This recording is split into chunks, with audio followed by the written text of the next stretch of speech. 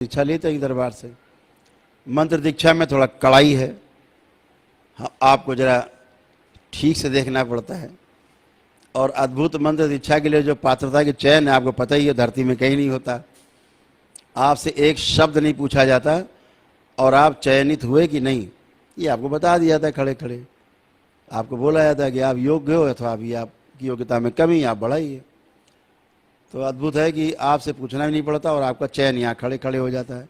जो आप में कमी रहती बता भी दी जाती कि आप में ये कमी है, आप उसको स्वीकार भी करते हो, हाँ में कमी है, तो उसको ठीक करके फिर आप पुनः दीक्षा के लिए तैयार होते हो। तो मंत्र दीक्षा तो इसलिए है कि आप अपने और अपने परिवार को स्वस्थ रख सकें, इसलिए मंत्र दीक्षा है। वो जो हवन का पुण्य आपके मस्तक पर स्थिर होता है, वो आपको स्वस्थ रखने के लिए, आपके परिवार को स्वस्थ रखने के लिए होता है। लेकिन बाहर के लोगों को आप स्वस्थ नहीं कर सकते।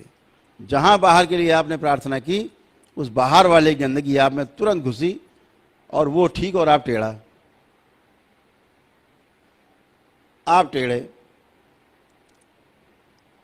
तो ये मंत्र दीक्षा में होता है, लेकिन तंत्र दीक्षा में ऐसा नहीं है, जिसमें आप चुने गए हैं।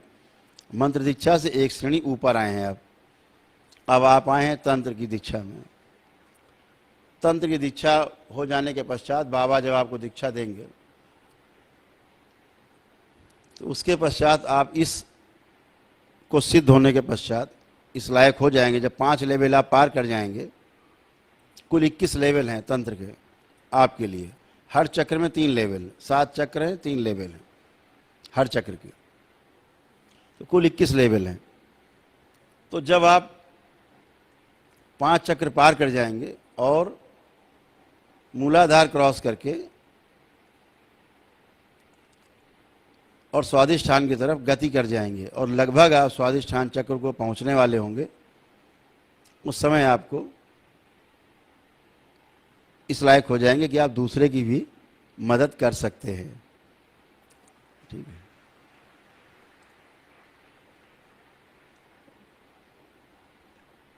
अभी तो लोगों ने तंत्र को मदारीगिरी समझ रखा है, या ऐसा कह लें कि मदारीगिरी को तंत्र समझ रखा है। तंत्र एक अलग व्यवस्था है पूरी।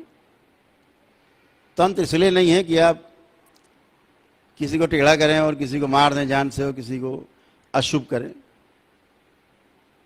अशुभ करना तंत्र में आता ही नहीं है, ये व्यवस्था में नहीं है। तंत्र का अर्थ है व्यवस्था, और किसी का अशुभ करना ये व्यवस्था नहीं है। पेड़ काट देना, पहाड़ काट देना, धरती खोद देना है, पशु पक्षी मार देना, आदि मार देना, ये अव्यवस्था है। तो जो अव्यवस्था है वो तंत्र नहीं है, वो टोने टुटके हैं, टुटके हैं। और ऐसा आपने किया तो आपको उसका फल भोगना ही पड़ता है, आप उससे बच नहीं सकते, बचने का कोई उपाय नहीं। 6 प्रकार से आपके भोग तय होते हैं, पहले भी आपको बताते हैं जब आप शुरू में शामिल होते हैं कि 6 प्रकार से आपके जो भोग हैं वो आपको भोगने होते हैं। उनमें कुछ भी आपने किया 6 चीजों में तो भोग तय है। आप जब भी कोई गलत चीज सोचते हैं, आप कभी भी करके देखिए, कभी भी आप अनुभव कर सकते हैं। कोई भी गलत चीज सोचिए आप, आपका एक मन आपको ऐसा लगेगा कोई है जो रोक रहा है, अंदर से आएगा जरूर, क्या है ठीक नहीं है। फिर भी आप उस आवाज को दबाते हो और जो ठीक नहीं है उसे आप कर जाते हो। तो जो कर गए फिर उसका भोग तय हो गया। अद्भुत है व्यवस्था, अंदर सारे लगे हैं बैरियर्स, आप केवल ध्यान दो, आपको सुनाई देता है। आप प्रार्थना करते हो प्रभु से, प्रार्थना प्रभु सुनता है। प्रभु प्रार्थना सुनता ही नहीं है, प्रार्थना को आपकी सुन के आपको जवाब भी देता है। आपकी समस्या क्या है कि आप उस जवाब को केवल सुन नहीं पाते हैं। तो आस्था है मन में कि ठीक है, हमने प्रार्थना पूजा किया है, जवन हफ्ता जो भी किया है हमने, जवन जो जुड़ करके कहीं भी जा करके आप गए आज तक, तो लगता है हमने किया है, हवन किए हैं या जप तप किया है, अनुष्ठान किया है, साधना की है, जरूर मिलेगा, ऐसा आस्था है। सबको मिला तो हमको ही मिलेगा। लेकिन वो एक अनुमान है, एक मान्यता है, आप जाने नहीं अभी, और ये मान्यता आपकी बदल भी सकती है। आप प्रभु में क्रोधित भी हो सकते हैं। आपको कोई काम ज़्यादा गड़बड़ हो गया, नहीं हुआ, तो आपने कहा जाओ, मानते ही नहीं तुम्हें हम, तुम है ही नहीं कहीं, तुम भगवान ही नहीं हो। यहाँ पहुँच जाते हैं आप तुरंत। ये भगवान नाम की कोई वस्तु नहीं है। वो मान्यता है इसलिए। अगर आपने भगवान को देखा होता तो फिर आप मान्यता नहीं, फिर तो क्या दुनिया पलट जाए, एक तरफ हो जाती। आप कहते नहीं भगवान तो है। वो जानने वाला पार्ट है, भगवान मानने वाला पार्ट नहीं है। ईश्वर को मानने वाला स्थान नहीं है, ईश्वर को जानने का प्रयास करना है। ईश्वर जानने वाली वस्तु है, ईश्वर जान के मानने वाली वस्तु है। केवल ईश्वर को मान लिया है, इतने में बात पूरी नहीं होती। आपको 84 लाख योनियों के बंधन में भटकना ही पड़ेगा अगर मान के चले तो। इतना ही होगा कि आप अच्छी जगह पैदा हो, अच्छे आपके संस्कार मिल जाए, फिर अच्छे अच्छे आप जियो, ये सब होगा।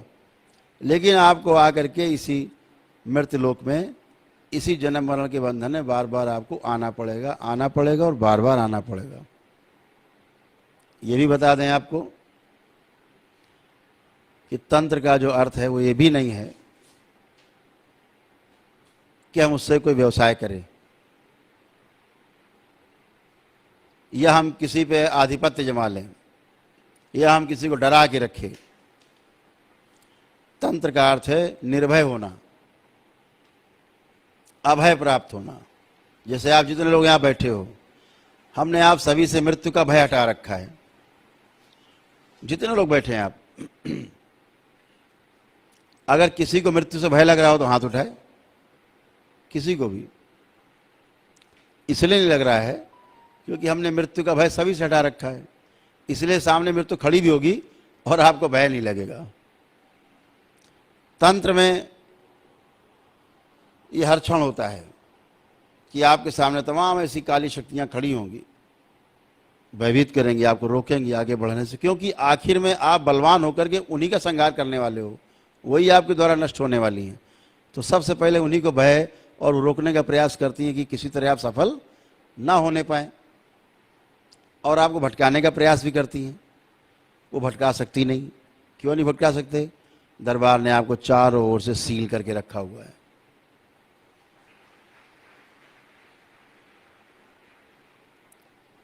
एक गंदगी आपको भटका नहीं सकती। अभी क्या होता है, जो तमाम दीक्षाएं होती हैं, मंत्र दीक्षा ही ले लीजिए, जो गुरु दीक्षा देते हैं गुरु लोग, आज हम देखते हैं, हम इतनी परंपराओं में गए, तमाम जगह लोगों से मिले जुले, बात की,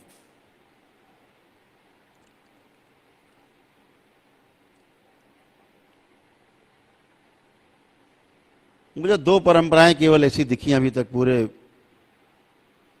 भारत में, कह सकते हैं, क्योंकि बाहर तो हमने देखा नहीं। बाहर से मतलब नहीं मेरा, न समय नष्ट करते हैं। बाहर वालों को अगर ज़रूरत है तो भारतवर्ष की व्यवस्था देखें, आके भारत में आके तंत्र को देखें।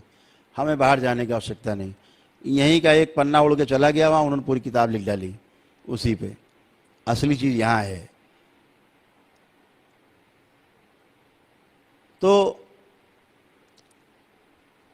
जो तंत्र में हमने ये देखा, हमने व्यवस्था में जो संप्रदाय हैं, जो गुरु परंपराएं चल रही बड़ी बड़ी, केवल 2 व्यवस्थाएं मैंने देखी हैं इस धरती पे।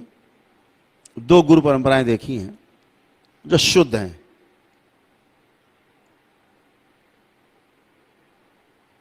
अदरवाइज जहां तक मेरा अभी तक जानना हुआ है या देखते हैं हम लोग बैठ के यहाँ, एक भी गुरु परंपरा हमें शुद्ध नहीं मिली।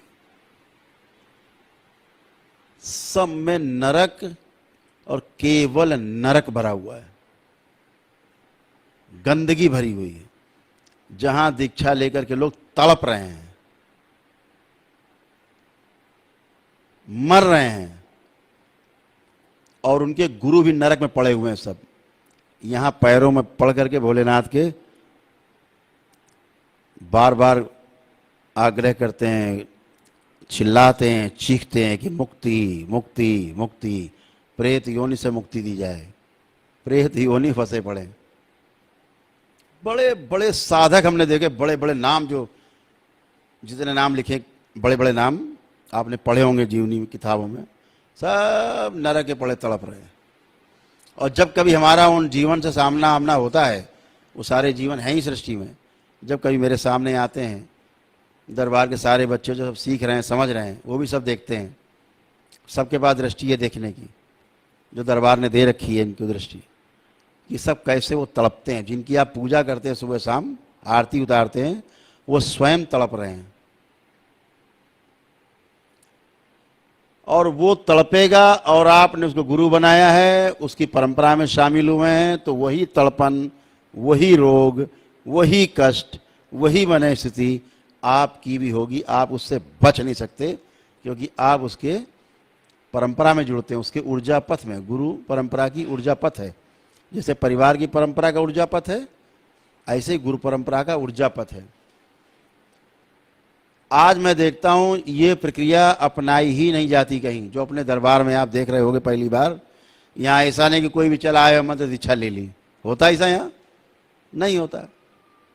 चाहे हीरे पन्ने से मढ़ के आ जाए, कोई दीक्षा नहीं मिलेगी। सबसे पहले शुद्धि, पहले पितरों की मुक्ति, फिर अपनी शुद्धि, सारी सिद्धि, सारी गंदगी जाए, सब गंदगी कटे, सारे रोग कटे, सब गंदगी कटे, मन स्थिति अच्छी हो, शरीर अच्छा हो, मन अच्छा हो, उसके बाद मंत्र दीक्षा मिलती है। वो भी कब? जब आपने डीएनए के ऊर्जा पथ से टूट के अलग हो जाते हो, अलग एक ऊर्जा पथ बन जाता है आपका, शुद्ध बिल्कुल। फिर आपको यहाँ दरबार की जो शुद्ध परंपरा, उससे जोड़ा जाता है। नहीं तो क्या होता है, अभी क्या हो रहा है परंपरा में? आप गए, बोले बैठ गए 1000 आदमी, बोले यहाँ सब लोग इकट्ठे बैठे, लो बांट दो सब में, सब दीक्षित हो गए, जाओ एक एक झोला दे दिया, जाओ घर में जपो। आप हो गए दीक्षित, माला दे दी, जपो जाके जाइए। कोई बड़ा आदमी आ गया तो उसको अकेले बुला के क्यों नहीं दे दी दीक्षा, जाओ दीक्षित भक्त हो गया से। तो नरक